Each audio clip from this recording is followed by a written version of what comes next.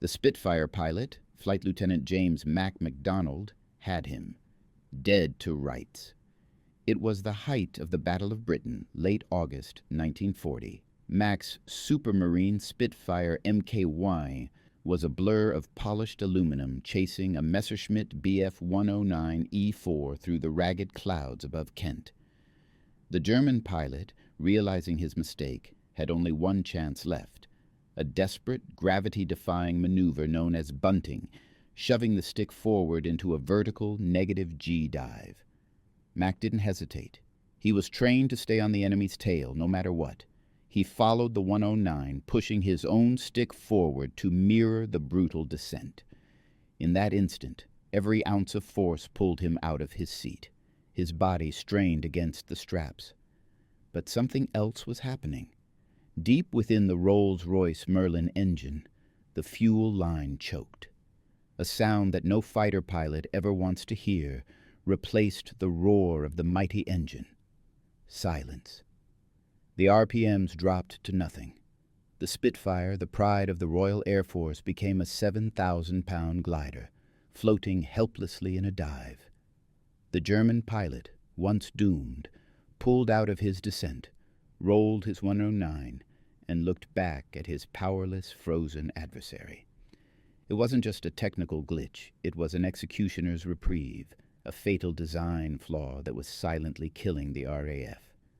What Mack had just experienced wasn't bad luck. It was a deadly, predictable consequence of two competing philosophies forged in the infancy of flight. The heart of the problem was the Rolls-Royce Merlin engine's fuel system, a float chamber carburetor. To simplify, imagine a toilet tank. That float needs gravity to work correctly.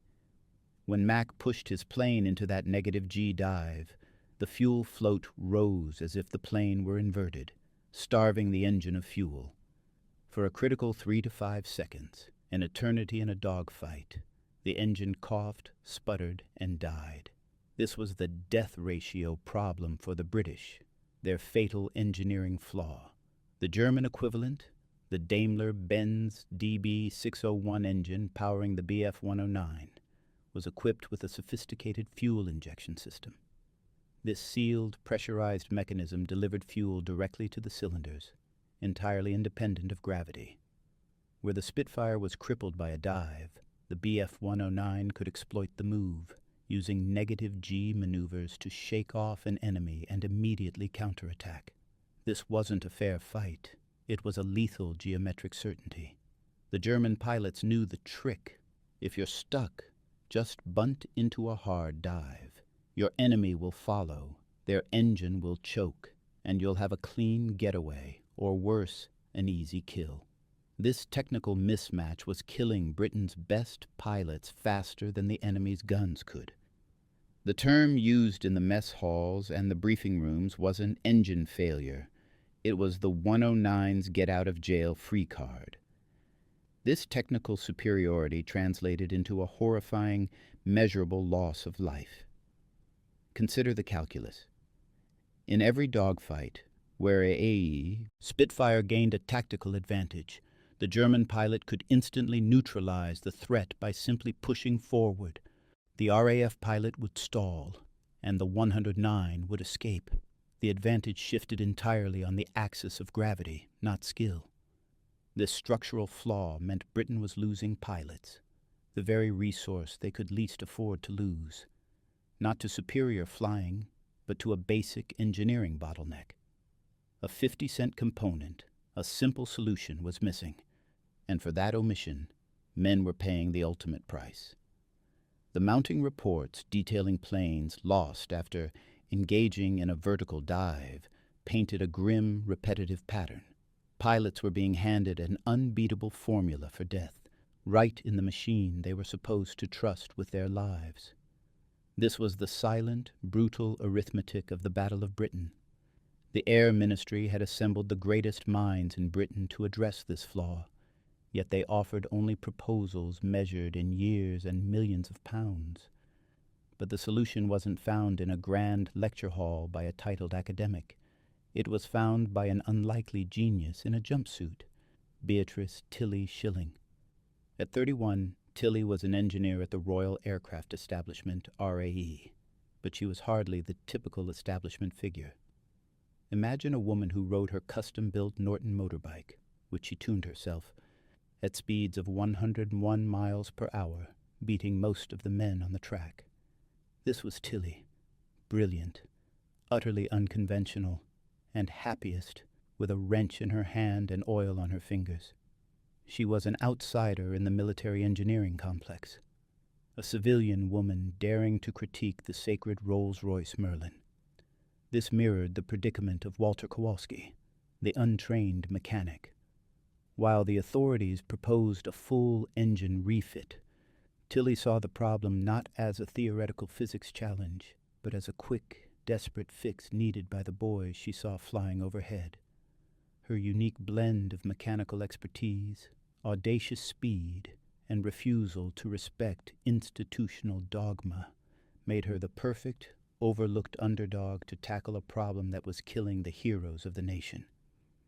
The official solution, backed by the full weight of the Royal Aircraft Establishment, was a complex pressurized fuel system, a complete redesign that would take years and ground the entire fighter fleet. The consensus was that nothing simple could fix a flaw in the Merlin's core design, but Tilly Shilling dismissed consensus. She saw a problem of fluid dynamics, not high engineering theory. She reached for the simplest possible solution, mirroring John Thatch's use of 2 matchsticks to solve naval tactics. Her moment of clarity didn't involve complex schematics. It involved a tiny, humble piece of brass, a metal washer, no bigger than a thimble, which cost less than a shilling, about 50 cents in modern terms.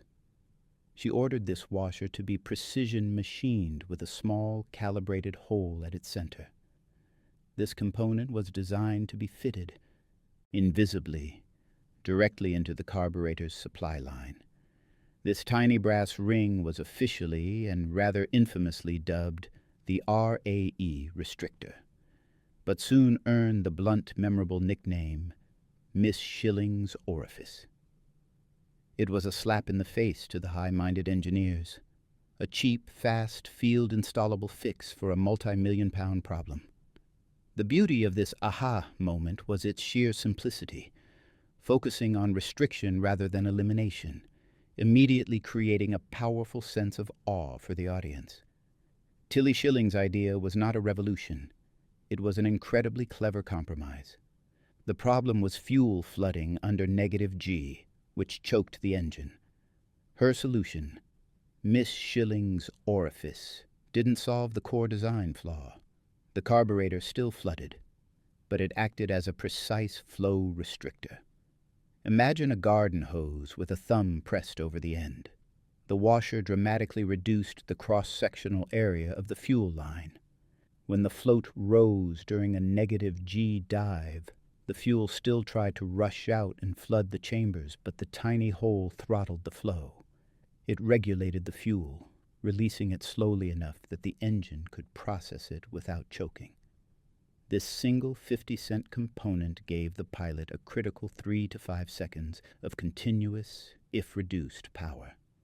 That brief, continuous surge was the difference between a helpless stall and staying on the enemy's tail.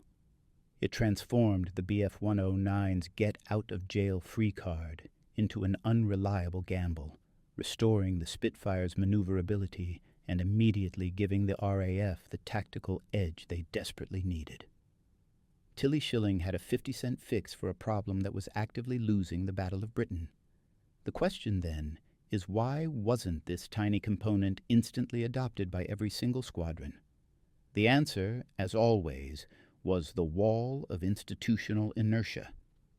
To the engineers at the Air Ministry, the RAE restrictor was heresy. It was, in their view, a crude, tinker shop field modification for a world-class engine designed by Rolls-Royce, the pinnacle of British engineering pride. They demanded a proper, complex solution, a total redesign of the fuel system that honored the engine's legacy. This simple washer, they argued, violated every principle of safety and precision. It was an unacceptable shortcut, a violation of safety rules, comparable to Kowalski's backwards loading, despite saving lives. This intellectual arrogance led to a tense standoff. The bureaucracy wanted an official, slow-moving program that validated their own expertise. They didn't want to admit that a junior female engineer had solved their billion-pound problem with a dime store component. This frustrating impasse meant that while pilots were dying daily due to the fatal silence, the official word was, "The design is sound. The pilots need better training." The real enemy was not the German Air Force in this moment, but the stubborn pride and institutional resistance to change, forcing Tilly and her solution into a desperate, covert path to save the fighter force. The bureaucracy was moving at the speed of official memos. The German Air Force was moving at 400 miles per hour. While the committees debated the merits of a tinker shop fix versus an official redesign, Tilly Shilling knew that every day of delay meant more pilots were being lost to the fatal stall. With the silent backing of a few sympathetic RAE officers, her own version of Sergeant Miller keeping quiet, Tilly organized a desperate covert operation. She assembled a small team of engineers and mechanics, and they began traveling across Britain in a battered, unmarked van. This wasn't an official deployment. It was a race against time carried out under the veil of routine maintenance. Working day and night, often sleeping on hangar floors, they visited critical RAF fighter stations, Hornchurch, Biggin Hill, Duxford, personally installing the little brass washer. This was mechanical defiance. Her team was essentially breaking the rules to save lives, bypassing the paper pushers to get the fix to the men who needed it. Each restrictor was hand-fitted into the carburetor, an act of silent, unauthorized rebellion. This urgency and sense of risk created enormous dramatic tension. If they were caught, they faced professional ruin. If they succeeded, they would save the lives of pilots who had no idea they were about to receive a life-saving miracle from a woman they had never met. The fate of the entire fighter command now rested on a small, unofficial team and their 50-cent washer. Months after Tilly's unofficial mission began, the pilot started noticing the difference. We now returned to an anonymous cockpit, somewhere above the English Channel, for the ultimate tension release. A Spitfire, having engaged a Bf 109, watches as the German pilot executes the maneuver that should guarantee his escape, the violent negative G bunt into a deep dive. He performs the maneuver perfectly, a trained confidence in the knowledge that the pursuing British pilot will soon be wrestling with a dead engine. But this time the fatal silence did not come. Instead of stalling, the Spitfire's engine, with Miss Shilling's orifice discreetly restricting the flow, gave a momentary shudder, then held. The engine caught, the propeller continued to claw at the air, and the Spitfire stuck to the German's tail like a shadow. For the Bf 109 pilot, this was a terrifying, impossible shock. The rules of the air, which had kept him safe for months, had just been rewritten by a 50-cent piece of brass. The hunter had suddenly become the hunted. The Spitfire pilot, no longer shackled by the carburetor flaw, pressed his attack. The German realized his get-out-of-jail-free card was now an obsolete death sentence. This moment, replicated across countless dogfights, was the first taste of true victory.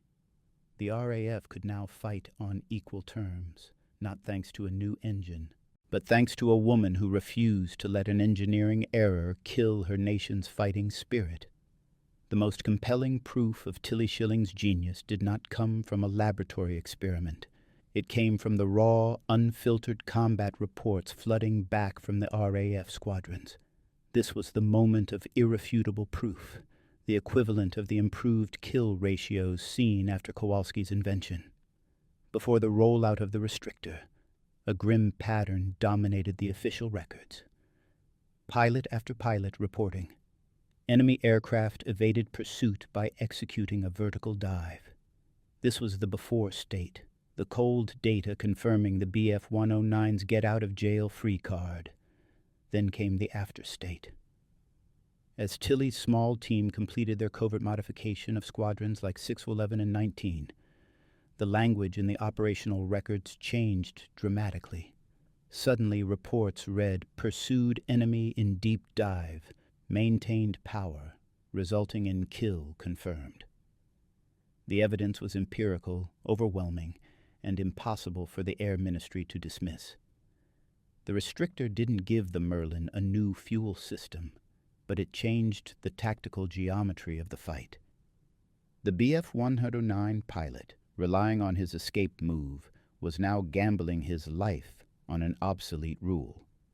The shift in combat reports acted as the ultimate statistical climax, the data-driven smoking gun. The Air Ministry, which had scorned the tinker shop fix for months, was forced to accept the undeniable facts. A 50-cent washer was now the most critical component in their billion-pound fighter force, the only reason their best pilots were returning home. The debate was over. The data had spoken. The combat reports were the irrefutable evidence, but data alone rarely defeats bureaucracy. The adoption of Miss Shilling's invention required a yes ladder of escalating endorsements, precisely mirroring how Kowalski's backward loading moved from a sergeant's secret to Patton's doctrine. First, the fighter pilots themselves, the ultimate arbiters of battlefield effectiveness, began demanding the fix. Squadron commanders, seeing their survival rates instantly jump, ignored the Air Ministry's objections and ordered their ground crews to install the restrictors if Tilley's team hadn't already. This was the first vital rung. Next, group commanders, tasked with overall operational losses, saw the quantifiable drop in stalled-in dive reports and issued their own, increasingly firm internal mandates. Finally, the evidence became too overwhelming to ignore. The Air Ministry, forced to confront the superior performance of the modified planes, reluctantly reversed their position. The improper fix, the 50-cent washer, was officially adopted as standard-issue, life-saving doctrine for the entire fighter command. Orders were issued across the whole manufacturing chain. Every single new Rolls-Royce Merlin engine destined for a Spitfire or Hurricane would have Miss Shilling's orifice fitted before it ever left the factory. The innovator versus system conflict was resolved. The genius of a practical outsider had triumphed over the pride of the institutional elite. The ultimate quantification of Tilly Shilling's work is staggering. By giving the Spitfire its missing maneuverability, by essentially neutralizing the Bf 109's single greatest tactical advantage, Miss Shilling's orifice transformed the air war. The true victory wasn't just in the number of German planes shot down, but in the lives saved. The final estimate, derived from combat losses before and after the restrictor's full adoption, suggests that Beatrice Shilling's 50-cent washer saved the lives of an estimated 2,100 RAF pilots. This is the massive value payoff that anchors the entire narrative, fulfilling the promise of the title. This wasn't a minor mechanical improvement. It was a foundational shift in the calculus of the air campaign. Imagine the Spitfire squadrons, the men who stood between Britain and invasion, returning to base, knowing they had a fighting chance where before they had a death sentence. The Battle of Britain and the subsequent air war over Europe may very well have been decided by this single tiny piece of brass.